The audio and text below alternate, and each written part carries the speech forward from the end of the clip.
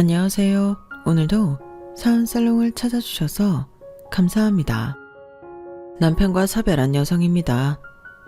5년 전 여름이었어요. 남편이 짐을 싸서 집을 나가겠다고 했던 거는요. 이유는 사랑하는 사람이 생겼으니 죽기 전에 한 번만 살아보고 싶다는 거였어요. 임신한 지 2달 만에 듣게 된 청천벽력 같은 소리였어요. 그 와중에도 가장 걱정이 됐던 건 뱃속의 아기였어요. 아직 세상 빛도 보지 못한 내 아이가 아빠 없는 아이가 될 위기에 처한 거니까요. 그래서 내 감정보다는 어떻게든 내 아이를 위한 것만 생각해야 했어요. 그렇게 내린 결정은 잠정적 용서였어요. 남편의 행동에 배신감도 느끼고 죽이고 싶을 만큼 화도 났지만 그래도 아이를 위해서 비굴하게라도 남편을 잡아야 한다는 생각에 끝까지 매달렸어요. 지금 그거 사랑 아니라고, 순간 지나가는 바람이라고, 제발 아이한테 부끄러운 아빠가 되지 말아달라고요. 그런데도 남편은 기어이 저와 아이를 뿌리치고 집을 나갔고 그게 이 생애에서의 마지막 모습이 되고 말았어요. 남편의 죽음에 이어 예고 없이 불어닥친 불행은 평범하던 제 인생을 순식간에 망가뜨려 놓았고 한동안 시리에 빠져 지내야 했어요. 하지만 끝날 때까지 끝난 게 아니라는 말처럼 제 인생은 절망적인 순간에 뜻하지 않은 기회를 얻어 기사회생하게 됐지 뭐예요.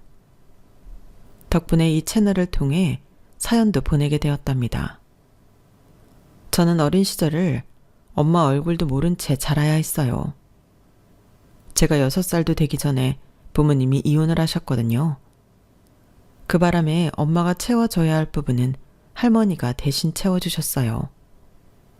저희 할머니는 입이 험해서 주변 사람들과 분란이 끊이지 않는 분이시긴 했지만 그래도 손녀딸에 대한 사랑만큼은 세상 누구 못지 않은 분이셨어요. 말로는 늘 귀찮다고 하시면서도 저를 위한 거라면 그게 먹는 거든 입는 거든 가지고 노는 장난감 하나라도 늘 최고로 좋은 걸로 해주시려고 노력하셨거든요. 정작 본인을 위한 거에는 속옷에 구멍이 날 정도까지 아껴가며 사시면서 말이죠. 그런데 언젠가 고모가 그러시더라고요. 저희 엄마가 집을 나간 이유 중 반은 할머니 탓이라고요. 그 얘기를 듣고는 모르긴 해도 할머니 때문에 엄마가 시집살이를 모질게 하셨던 모양이다 생각했어요. 제 눈에 비친 할머니를 보면 그러고도 남을 뿐 같았거든요. 하지만 그게 아니었다는 걸 깨닫게 되는 사건이 벌어진 거예요. 제가 초등학교 5학년 때였는데 학교에서 돌아와 보니 현관에 처음 보는 구두가 놓여 있더라고요. 할머니 신발처럼 해지지 않았고 고모가 신는 신발보다 훨씬 굽이 높고 가는 하이힐이라서 신기했던 기억이 나네요. 그런데 하이힐에 정신이 팔려있던 저를 깨운 목소리가 있었어요. 바로 하이힐 주인의 목소리였죠. 어머님, 저 세희 아빠랑 다시 잘해보고 싶어요. 세희한테도 할머니보다는 엄마 손이 더 필요하지 않겠어요? 어머니만 입 다물어 주시면 그이랑 다시 시작할 수 있는데 왜 반대를 하시는 거예요? 니년이 지금 뚫린 입이라고 함부로 뱉어내는 거냐? 내 그동안 입 꾹 다물고 살았던 게 널 위한 건 줄 아냐? 그게 다 불쌍한 내 아들 무너질까봐 그게 두려워서 그랬던 거야. 마누라가 20년 지기 지 친구 놈이랑 바람나 집 나간 거 알면 속여린 놈이 못 버틸 것 같아서 내 손으로 널 내쫓았다고 거짓말까지 한 거라고. 그런데 어떻게 뻔뻔한 낯짝을 들고 다시 이 집에 발을 들일 수가 있냐? 지 자식도 버리고 남자한테 미쳐 집 나간 년이 어디서 애미 노릇을 하겠다고 그러냐고.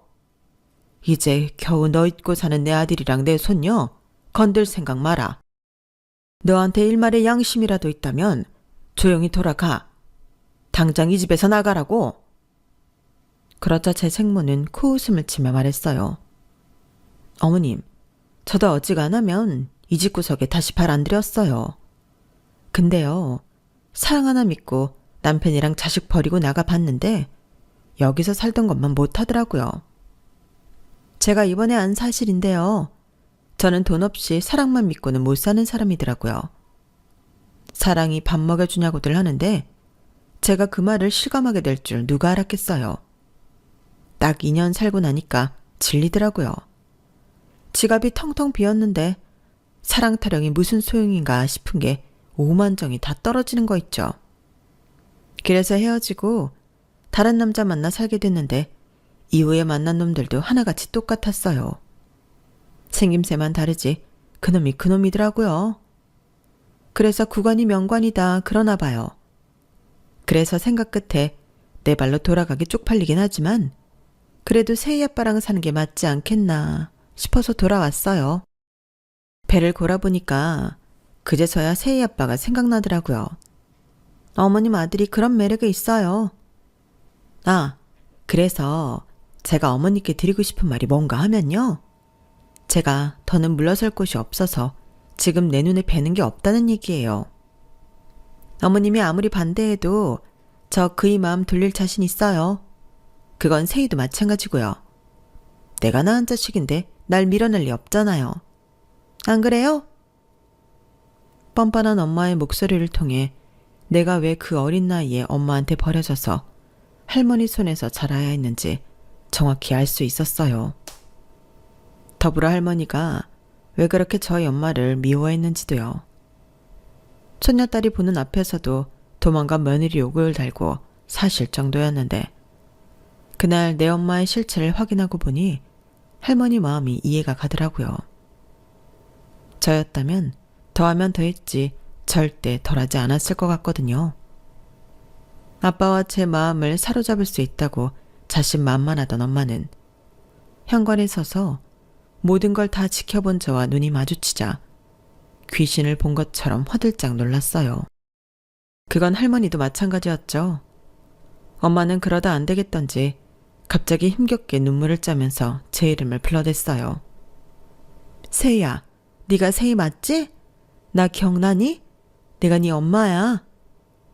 아주 감정까지 제대로 잡아가며 두 팔 벌려 저를 향해 다가오는데 기분 탓이었을까요? 순간 엄마가 입을 쩍 벌린 호랑이처럼 보였어요. 그래서 저도 모르게 뒷걸음질 치며 피하게 되더라고요. 그 모습에 엄마는 살짝 인상을 찌푸렸지만 이내 그림 가득한 표정으로 연기를 해대더군요. 제가 어디서부터 어디까지 들었는지 몰라서 제 눈치를 살피는 것도 잊지 않았고요. 그래서 솔직하게 다 얘기했어요. 연기하지 말아요. 다 들었으니까. 할머니가 항상 그랬어요. 내가 다른 건 다 아빠를 닮았는데 딱 하나만 엄마를 닮았다고요. 그래? 그게 뭔데? 엄마는 기대에 찬 표정으로 물었어요. 사람한테 정을 안 붙이는 거요. 오늘 엄마를 보니까 할머니 말이 맞는 것 같아요. 기억도 안 날 정도로 오랜만에 엄마를 만났는데 아무렇지도 않거든요. 할머니, 나 배고파. 떡볶이 해줘. 저는 그 말만 딸랑하곤 할머니께 가서 간식을 만들어 달라고 졸랐어요. 그리고 떡볶이는 먹는 동안에도 엄마한테는 눈길 한번 건네지 않았죠. 퇴근 후 집에 돌아온 아빠는 엄마를 보고 화를 내기도 하고 눈물을 흘리기도 했지만 결국엔 엄마를 받아주지 않았어요. 그렇게 된 뒤에는 제가 아빠한테 했던 말이 결정적이었던 것 같아요. 제가 뭐라고 했느냐면요. 언제든 아빠랑 나를 버릴 수 있는 엄마는 필요하지 않다고 했어요. 어차피 아빠한테 돈 떨어지면 다른 남자 찾아 나갈 사람이라는 말도 덧붙였죠. 엄마는 이런 제 말을 듣고는 할머니가 애 앞에서 못할 할 말을 많이 한 탓이라며 이래서 더더욱 엄마 손이 필요한 거라고 했지만 아빠도 저도 그 말에 귀를 기울이지 않았어요. 저는 더 이상 엄마 없이 잠 못 자고 칭얼대는 5살짜리 어린애가 아니니까요. 게다가 한창 먹성이 오른 12살짜리 여자아이한테는 라면 물도 제대로 못 맞추는 엄마보다는 음식 솜씨 좋은 할머니가 더 필요한 사람이었어요. 그렇게 엄마는 자신이 호언장담했던 것과 달리 저희 가족 만장일치로 저희 집에서 쫓겨나고 말았어요. 그 후로 엄마는 연락이 없다가 제가 대학교 1학년 때 할머니가 돌아가시고 다시 집에 찾아오셨어요. 하지만 그때는 이미 아빠가 재혼을 한 뒤라서 자신보다 젊고 예쁜 새엄마를 보고는 그대로 발길을 돌리고 말았어요. 이후엔 연락이 없는 걸 보니 더는 아빠에 대한 미련을 버린 모양이에요. 주위를 보면 이혼 가정이 생각보다 흔하더라고요. 제 주변 친구들만 봐도 부모님이 이혼을 한 집이 꽤 되는 걸 보면 말이죠. 그래서 이혼 가정에서 자랐다는 것 때문에 어디 나가서 주눅이 들거나 스스로 상실감을 느껴본 적은 없어요. 그저 내 엄마처럼 살지 말아야겠다는 생각은 했지만요. 나를 사랑해준 사람을 배신하면 그 말로는 결코 해피엔딩이 될 수 없다는 걸 엄마를 통해 확실히 알았거든요. 그런데 엄마처럼 살지 않아도 인생의 해피엔딩은 쉽지 않더라고요. 저는 9년 연애한 남자와 결혼을 했어요. 남편은 저와 고등학교 동창으로 10대 때부터 함께 시간을 보냈어요. 남편이 군생활을 할 때는 곰신이 되어 남편을 기다렸고, 남편보다 먼저 취직했을 때는 대학생이던 남편을 대신해 데이트 비용도 부담하며 사회인 여친 노릇도 톡톡히 했어요. 큰 이변이 없는 한 우리가 결혼까지 이어질 거라는 생각이 있어서 그랬던 것 같아요. 물론 TV에서 장기 연애를 하는 연예인들을 보면 대개 8, 9년쯤 사귀다가 헤어지고 얼마 뒤 다른 상대와 결혼한다는 소식을 전하기도 하지만 우리는 연예인이 아니니까요. 그리고 결말은 결혼이었어요. 저와 남편한테는 너무도 당연한 결말이었지만 딱 한 사람, 저희 시어머니한테는 청정병력 같은 소식으로 들렸나 봐요. 제가 인사를 드리러 시댁에 찾아갔을 때 제게 이런 말씀을 하셨거든요. 솔직히 나는 너희가 연애만 하다 헤어질 줄 알았다. 9년이나 사귀었으면 질릴 대로 질렸을 거 아니니? 너도 알겠지만 우리 창균이가 그리 진득한 애는 아니잖아. 얘가 어릴 때부터 3개월 넘게 뭘 배운 적이 없었다. 친구를 사귀어도 1년 실컷 놀곤 다음 해엔 딴 애들이랑 몰려다녔으니까. 그런 애가 너를 만나 9년이나 사귀고 있다고 했을 때 솔직히 우리 애가 너한테 뭔가 중요한 약점이라도 잡혀서 헤어지지도 못하고 어쩔 수 없이 사귀는 게 아닌가 했다. 혹시 그런 건 아니니? 어머님의 황당한 질문에 얼마나 진땀을 뺐나 몰라요. 남편이 나서서 그런 거 없다고 몇 번을 말했는데도 어머님의 의심은 가시지 않는 모양이었어요. 그날 어머님은 당신 아들의 변덕을 이유로 우리 결혼을 못 믿어워하는 것처럼 말씀하셨지만 나중에 남편을 통해 들은 바로는 어머님이 우리 결혼을 반대한 진짜 이유는 바로 제가 이혼 가정에서 자랐다는 것 때문이었어요. 어쩌겠어. 자기가 이해해야지. 이제는 우리 사회에서 이혼은 흔한 일이 되었지만 그래도 우리 부모님 연배에선 그게 아니잖아. 우리 집만 해도 아빠가 살아계실 때 엄마를 엄청 힘들게 했거든. 여자 문제로 난리가 난 게 한두 번이 아니었으니까. 그래도 우리 엄마가 우리 형제 때문에 꾹 참고 사신 거거든. 그러니까 한마디로 말해서 어머님 입장은 이랬어요. 나도 당신들처럼 힘든 상황이었지만 그래도 자식들 생각해서 어떻게든 버텼다.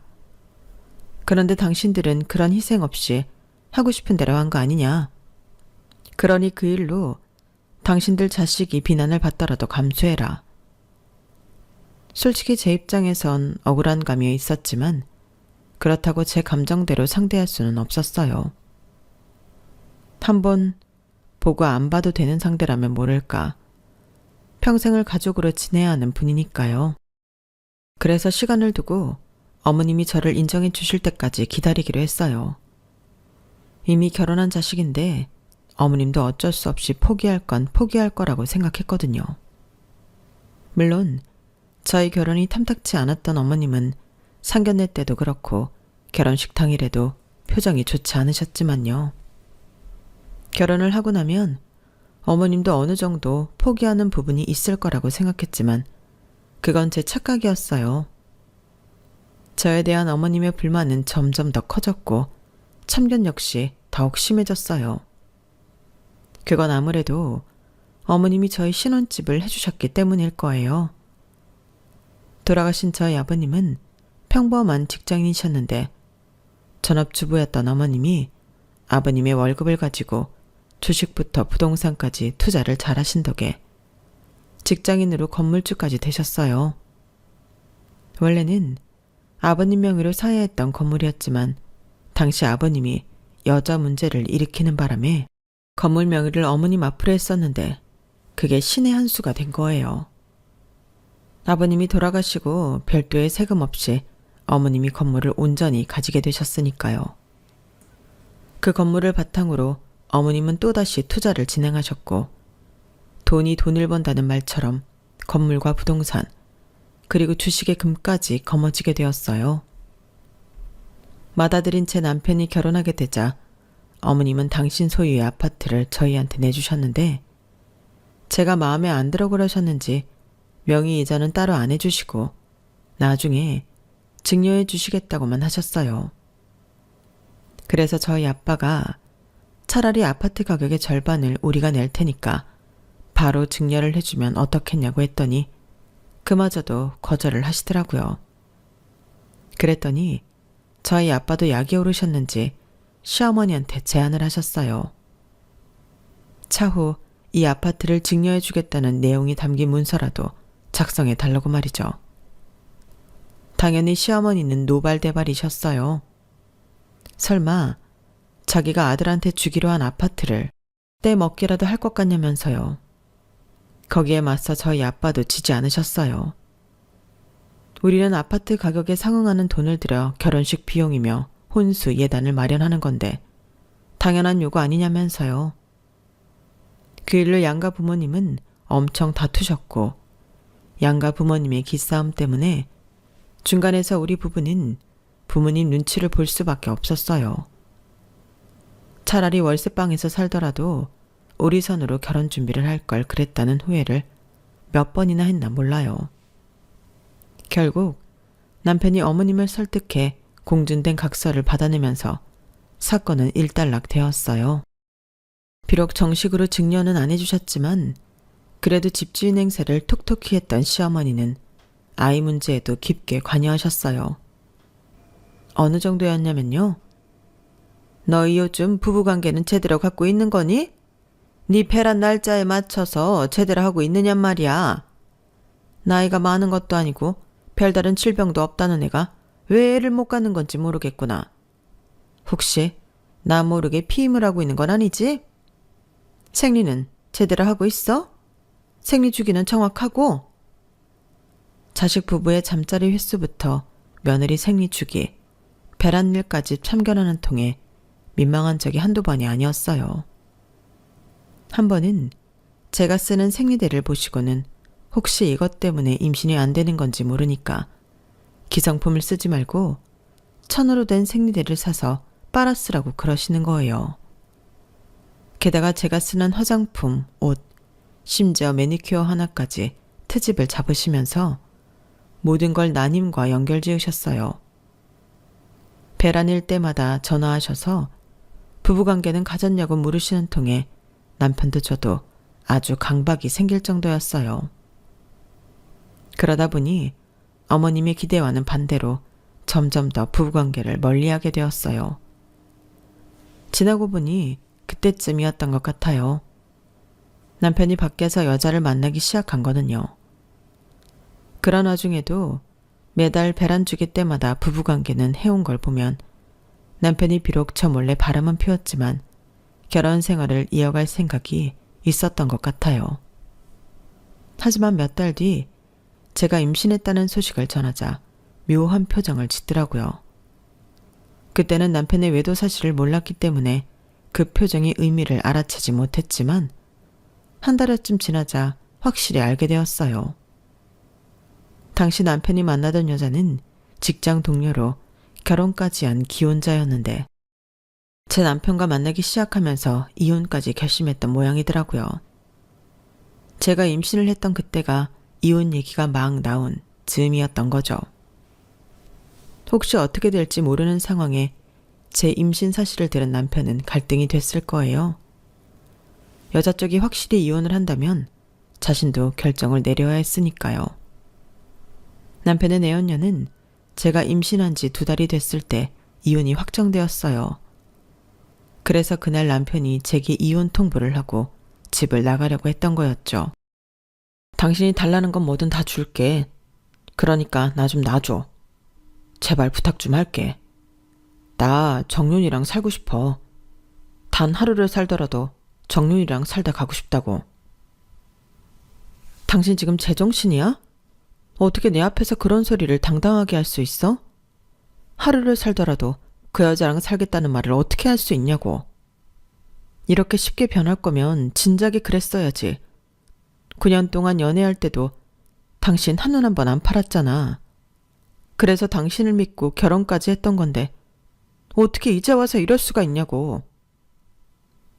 나도 내가 왜 이렇게 됐는지 모르겠어. 그런데 나 정말 정윤이는 못 놓겠는데 어떡해. 게다가 나 때문에 그 여자는 이혼까지 했다고. 여보, 내가 정말 평생 소원이야. 나 정윤이랑 살고 싶어. 제발 이혼 좀 해줘. 사탕 달라고 조르는 아이처럼 이혼을 해달라고 제 손을 잡고 사정을 하는 남편을 보니 이게 내가 아는 내 남편이 맞나 싶었어요. 연애 기간까지 해서 10년 넘게 함께 지내면서도 남편의 이런 모습은 본 적이 없었거든요. 하지만 그렇다고 해서 순순히 남편 요구에 따라줄 수는 없었어요. 그랬다가는 뱃속의 아이가 아빠 없는 아이가 될 테니까요. 한쪽 부모의 부재로 인해 고통받는 건 저 하나로도 족하다는 생각을 해요. 저는 그래도 할머니가 엄마 자리를 대신해 주셨지만 우리 아이는 그 누구도 아빠 노릇을 대신해 줄 수 없었거든요. 그래서 내키지는 않았지만 무릎까지 꿇고 남편한테 빌었어요. 자기야, 내가 이렇게 빌게. 그 여자랑 연애를 하겠다면 말리지 않을 거야. 만나. 당신이 원하는 만큼 만나. 대신 이혼은 안 돼. 우리 아이를 아빠 없는 애로 만들 수는 없어. 그게 어떤 건지 누구보다 내가 잘 아는데 어떻게 내 아이한테 그 길을 가게 해? 그러니까 연애만 해. 결혼 말고 연애만 하라고. 여자로서 자존심을 버리고 내가 마음이 떠난 남편을 붙잡으려 노력했지만 남편은 끝내 제 손을 뿌리치고 말았어요. 하지만 집도 차도 다 제게 주겠다면서 캐리어에 짐을 싸들고 나간 남편은 30분도 안 돼서 싸늘한 주검으로 변해버렸어요. 택시를 타려고 대로변으로 나가다가 달려오는 뺑소니 음주 차량에 치여 세상을 떠나고 말았거든요. 경찰을 통해 남편의 부고를 전해 들은 저는 어이가 없어서 헛웃음이 나왔어요. 그러자 경찰이 저를 이상한 눈빛으로 보더라고요. 제 남편 내연녀랑 살아보겠다고 뱃속에 아이까지 버리고 집을 나가던 참이었거든요. 그 여자랑 살아보는 게 평생 소원이라더니 그 소원 결국 못 이루게 됐네요. 멍청한 인간. 내가 가지 말라고 그렇게 말렸는데 기어이 나가더니 이게 무슨 개죽음이야. 결국 주저앉아 울음을 터뜨리자 경찰은 그제야 안타까운 표정으로 저를 위로해 주었어요. 산모가 힘들어하면 뱃속의 아이도 힘들다며 아이를 생각해서라도 힘을 내시라고 그러더군요. 일명씩도 없던 경찰도 제게 이렇게 따뜻한 위로를 건넸지만 정작 가족이라고 했던 시어머니는 그와는 정반대로 행동했어요. 장례식장에서 저를 보자마자 머리채를 잡더니 욕설을 퍼부으셨거든요. 네 년이 내 아들을 죽인 거야. 너 아니었으면 내 아들 안 죽었어. 마음 떠났다는 애 곱게 보내줄 것이지. 네가 독을 쓰고 내 아들을 붙잡는 바람에 이렇게 된 거라고. 살려내. 내 아들 살려내. 어머님, 이러지 마세요. 어머님만큼이나 저도 힘들고 가슴이 무너진다고요. 저 지금 제정신으로 서 있는 거 아니에요. 뱃속의 아이 생각해서 이를 악물고 참고 버티는 거라고요. 그러니까 제발 조용히 장례 치르게 해주세요. 네가 무슨 자격으로 장례를 치러? 내 아들이 너 싫다고 나간 거잖아. 그런데 죽어서까지 치떨리게 네 꼴을 봐야겠니? 나가. 당장 여기서 나가라고. 어디서 그런 힘이 난 건지 어머님은 저를 바닥에 내던졌어요. 그 바람에 저는 배를 움켜쥐고 바닥에 굴렀고 그렇게 정신을 잃고 말았어요. 눈을 떠보니 아빠와 새엄마가 제 곁을 지키고 계시더라고요. 그런데 걱정 가득한 얼굴로 저를 내려다보시는 두 분 표정이 뭔가를 감추고 있는 것처럼 보였어요. 순간 저도 모르게 무의식적으로 손이 배로 가더라고요. 나한테 무슨 문제가 생겼다면 그건 아이한테도 영향이 있을 거라고 생각했거든요. 아빠, 나 뭐 잘못된 거야? 혹시 우리 아기한테도 이상 생긴 건 아니지? 그러자 아빠는 잠시 뜸을 들이시더니 제 손을 잡고 말씀하셨어요. 세희야, 실은 말이야. 뱃속의 아기가 말이야. 인연이 아니었다고 생각하자. 제가 넘어지면서 벽에 부딪히면서 충격을 크게 받은 탓이었는지 아니면 극심한 스트레스 때문이었는지 그것도 아니면 두 가지 전부 문제였는지는 모르겠지만 그 일로 저는 유산을 하고 말았어요. 유산 사실을 전해 듣자 그제야 비로소 그동안 참고 있던 울분이 터져나왔어요. 누구보다 기다렸던 임신이었는데 환영받지 못하는 신세로 전락해 결국엔 세상 빛도 못 보고 사라져버렸다는 사실이 가슴이 찢어지는 것처럼 아팠거든요. 사실 저로서는 남편의 죽음보다도 뱃속 아이의 죽음이 더 크게 느껴졌어요.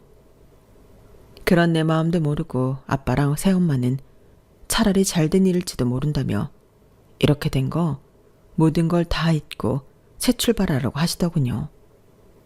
그러면서도 이번 일은 그냥 넘어갈 수 없다고 하셨어요. 임신한 며느리의 머리채를 잡고 바닥에 밀쳐서 유산까지 시켰으니 시어머니가 그 행동에 대한 합당한 처벌을 받을 수 있게 하겠다고 말이에요. 다만 자식을 잃은 사람한테 바로 법적 처벌을 가하는 건 너무 가혹하니까 사식구제가 끝난 뒤에 변호사와 함께 찾아가 보겠다고 하셨어요. 당시엔 너무 지치고 힘이 들어서 아빠 마음대로 하시라고 해버렸어요. 하루아침에 나를 둘러싸고 있던 모든 걸 잃어버린 기분이라서 아무것도 신경 쓰고 싶지 않았거든요. 그런데 저희 아빠가 제 시어머니를 배려한 것과 달리 시어머니는 장례가 끝나자마자 득달같이 저를 찾아와 칼을 뽑아 드시더라고요. 내 아들도 죽은 마당에 네가 이 집에 있어야 할 이유가 있겠니? 알다시피 이 집은 내 명의의 집이니까 당장 짐 빼서 나가줬으면 한다. 내 아들 물건은 두고 네 집만 빼서 나가. 이번 주말까지 기한을 줄 테니까 월요일에 내가 여기 왔을 땐 네가 안 보였으면 한다. 어머님, 그렇게는 못하겠어요. 어디까지나 이 집은 저희한테 어머님이 주시기로 한 집이니까요. 그래, 그러려고 했지. 그런데 내 아들이 갑자기 세상을 떠나버렸잖니? 게다가 죽기 전에 너랑 헤어질 생각까지 했었고 말이다. 그러니 더더욱 너한테는 이 집을 줄 이유가 없어진 거지. 그렇게 알고 집 비워라. 마치 집주인이 불법 점거한 세입자를 내쫓듯 어머님은 제게 일방적인 퇴거 통보를 하셨어요. 당장 갈 곳이 없어진 저는 아빠한테 연락해 한동안 친정에서 지내도 되겠냐고 말씀드렸어요. 그랬더니 전후 사정을 들으신 아빠가 그 집에서 나오지 말고 버티라고 그러시지 뭐예요. 나머지는 아빠가 알아서 해주시겠다고요. 아빠가 꺼내든 카드는 다름 아닌 공증각서였어요. 결혼 후 많은 일들이 일어나서 제가 잊고 있었는데 우리 부부가 결혼하던 때 아빠가 시어머니한테 받았던 신혼집 증여 각서가 있었더라고요. 그 각서와 제 남편의 외도, 그리고 장례식장에서의 시어머니의 폭행 때문에 제가 유산을 하게 된 것까지 포함해 아빠는 소송을 진행하셨어요. 상간녀에 대한 피해 보상 청구까지도요. 그리고 상간녀를 통해 보상금을 받아낸 건 물론이고 시어머니를 상대로 반년에 걸쳐 진행된 소송 끝에 저는 제가 살고 있는 아파트를 받아냈어요. 사실 당연한 판결 결과였는데도 시어머니는 마치 제가 남편 잡아먹고 시어머니 집까지 뺏어간 파렴치한 며느리인 것처럼 떠들어대셨어요. 툭 하면 저희 아파트에 찾아와 아파트 주민들한테 제 흉을 보고 가시고 아파트 상가 사람들한테도 저에 대한 말도 안 되는 거짓 소문을 퍼뜨리셨어요. 당신의 모든 불행을 모두 제 탓으로 돌리며 지독하게도 저를 괴롭히셨죠. 그런데 1년쯤 지나자 언제 그랬냐는 듯 순식간에 자취를 감추시더라고요. 그때만 해도 저는 그만큼 했으면 됐다 싶으셨던 건가 했어요. 그런데 2년쯤 지나서 갑자기 어머님이 저를 찾아오신 거예요. 이전과는 분위기가 완전히 달라지신 채 말이죠. 원래 어머님은 키도 큰 편이고 살집도 꽤 있는 분이셔서 어지간한 남자들보다 큰 사이즈 옷을 입으시곤 했었거든요. 그런데 이번에 찾아오신 걸 보니 다이어트를 하신 건지 5 사이즈 정도로 엄청 날씬해지셨더라고요. 뿐만 아니라 저를 볼 때마다 악다구니를 쓰며 무섭게 다그치던 모습은 사라지고 너무도 유해지신 거예요. 완전 다른 사람이 된 것처럼요. 예, 내가 그동안 요가도 하고 심신수련을 하면서 참 많은 생각을 했다. 특히 너에 대해 많이 생각하게 되더구나. 따지고 보면 우리 애 그렇게 되고 나서 가장 힘들었을 사람이 너 아니겠니? 그런데 그때는 나도 자식을 잃은 부모인지라 남의 고통에는 마음이 닿지 않더구나. 그래서 너한테 못할 짓을 한 것 같아. 너무 늦은 감이 있다면 내가 사과하마. 미안했다, 세희야. 제 남편이 세상을 떠나던 순간부터 지금까지 단 한 번도 제게 사과를 하신 적이 없던 어머님이 몸소 찾아와 사과를 하시자 기분이 묘했어요. 그런데 어머님이 생각지도 못한 얘기까지 꺼내시지 뭐예요. 예전에 배우자가 죽으면 3년상은 치러야 한다고 했지만 요즘은 어디 그러니? 내 아들이지만 세희 너한테는 상처를 남기고 간 놈인데 그놈 생각해서 한창 젊은 너를 과부로 살게 할 수는 없는 거잖니. 그래서 말인데 내가 중신을 설까 한다. 집안도 괜찮고 학벌이며 직업 뭐 하나 안 빠지는 사람이다. 이혼 경력이 있긴 한데 그건 너도 상처한 경력이 있으니 큰 문제는 안 될 거라고 생각한다. 어때? 한번 만나보겠니? 어머님, 말씀은 감사하지만 저는 당장 누구를 만나볼 생각 같은 건 없어요. 어머님도 아시겠지만 저 고등학생 때부터 지금까지 남자라곤 그이밖에 없었잖아요. 그 긴 시간을 함께했던 사람이 떠났는데 그 자리에 금세 다른 사람을 어떻게 채워넣어요? 저는 그렇게는 못하겠어요. 그러자 어머님 표정이 살짝 일그러지더라고요. 야, 네가 무슨 수절 과부니? 요즘 세상에 그런 게 무슨 상관이야? 당장 결혼하려는 것도 아니고 일단 만나보고 친구처럼 곁에 두고 지내다가 마음이 통하면 그때 재혼해도 되는 거잖니. 내가 아까운 자리라서 마음이 조급해 이런다. 그러니까 나를 봐서라도 한번 만나보기라도 하렴. 그럼 그렇게 알고 자리 마련한다?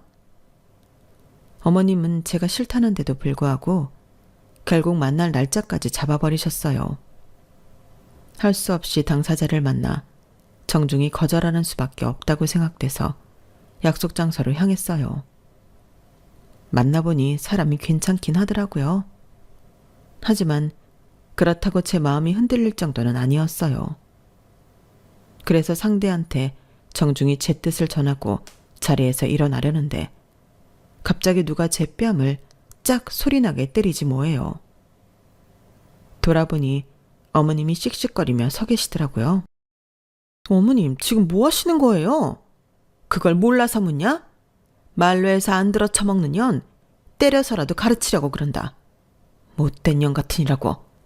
내가 그렇게 부탁을 했으면 만나는 신용이라도 해야 할 거 아니야. 감히 거절을 해? 누구 맘대로. 내가 어떤 심정으로 이 자리를 마련했는데 내가 왜 너를 재혼시키겠다고 이 난리를 치는데 천하의 쓸모없는 년이 끝까지 사람을 가지고 노는 것 좀 봐. 그래, 네 년이 어디까지 하는지 내가 두고 보마. 시어머니는 알아듣기 힘든 내용의 말을 하시고는 씩씩대며 가게를 나가셨어요. 저는 도대체 왜 시어머니한테 내가 이런 대접을 받아야 하나 황당하기만 했어요. 그런데 그 비밀이 밝혀진 건 의외의 장소에서였어요. 뜬금없이 나타나 제게 재혼 상대를 주선해 주셨던 시어머니를 만난 지 1년 반쯤 지났을 무렵이었어요. 아빠를 모시고 대학병원에 건강검진을 하러 갔다가 시고모님을 만난 거예요. 고모님은 반갑게 맞아주시면서 제게 이런 말씀을 하시더라고요. 오랜만이네. 그동안 잘 지냈어? 아니다. 심호상 치른 지 얼마나 됐다고 잘 지냈냐는 소리를 해. 내가 정신이 없어서 그래. 이해 좀 해줘. 심호상이라뇨? 그게 무슨 말씀이세요? 어머, 무슨 소리긴? 조카 며느리 시어머니 장례식을 말하는 거지. 뭐야? 설마 안 간 거야? 세상에. 아무리 먼저 간 남편이 미워도 그렇지 시어머니 장례식에 안 간 건 좀 그렇다. 장균이 대신 시어머니 유산 받았을 거 아니야. 뭐야? 모르는 거야? 아니면 모르는 척 하는 거야? 어머머, 정말 몰랐나 보네. 세상에. 조카 며느리, 지금부터 내가 하는 말 잘 들어. 시고모님은 그동안 제가 몰랐던 사실을 전해주시면서 제가 어떻게 처신해야 하는지 방법까지도 일러주셨어요. 이렇게까지 저를 위해 자세한 말씀을 해주신 건 저를 위해서라기보다는 저희 시어머니에 대한 일종의 복수나 다름없었어요. 고모님은 저희 시할머니께서 돌아가셨을 때 저희 어머님하고 유산 때문에 소송전을 벌이셨는데 그때 앙금이 남아서 이를 박박 갈고 계셨거든요. 그러니까 한마디로 그거네. 자기가 암투병 중인 것도 숨기고 기를 쓰고 며느리 재혼시키려고 그랬던 게 대습상속인 자격 박탈하려고 그런 거야. 대습상속인이라뇨? 부모보다 아들이 먼저 세상을 뜨면 며느리가 아들 몫의 유산을 받을 수 있는 거. 대습상속인 자격으로 말이야. 올케가 정균이 몫의 유산을 조카 며느리한테 주기 싫어서 일부러 남자 붙여서 재혼시키려고 했던 거라고. 재혼하면 그 자격이 상실되니까. 아, 자기는 그 자격으로 우리 엄마 쌈짓돈까지 털어가 놓곤 자기 며느리한텐 그렇게 야박하게 구냐? 죽은 사람 두고 이런 말 하긴 뭐하지만 하여간에 못돼 처먹었다니까. 암튼 늦기 전에 변호사 선임해서 일 처리하라고. 올케가 다른 건 몰라도 돈 불리는 재주 하나는 최고잖아.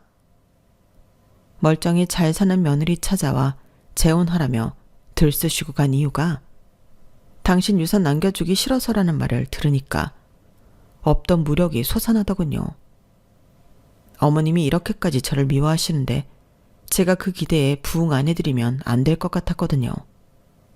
그래서 당장 변호사 선임해서 제 몫에 어머님 유산을 찾아왔어요. 온전히 자기들 몫으로 떨어질 줄 알고 있던 시동생 내외는 똥 씹은 표정을 하며 막말을 해댔지만 앞으로 계속 보고 살 사람들도 아닌데 뭐 어떠냐 싶더군요. 그래서 양쪽 귀 딱 닫고 제 돈만 깔끔하게 챙겼습니다. 그리고 그렇게 받은 유산은 앞으로 평생 일 안 하고도 펑펑 쓰고 살 정도나 되더라고요. 한때는 내 인생에 왜 이렇게 거지 같나 싶어서 억울하고 화도 나고 했는데 이렇게 하늘에서 생각지도 못한 돈벼락을 내려주실 줄 누가 알았겠어요. 그래서 이 돈은 정말 가치 있게 써보려고 합니다. 원래 내 돈이 아니었던 만큼 나 혼자 움켜쥐고 쓰기보다는 함께 나눠서 쓸 생각이에요. 아직 정확히 어디에 쓰겠다고 정하지는 않았지만 몇 가지 생각하고 있는 곳은 있어요. 혼자 아이와 함께 살아가야 하는 한부모 가정도 돕고 싶고 사랑하는 사람을 잃고 마음의 병을 얻은 사람들을 위해서도 쓰고 싶어요.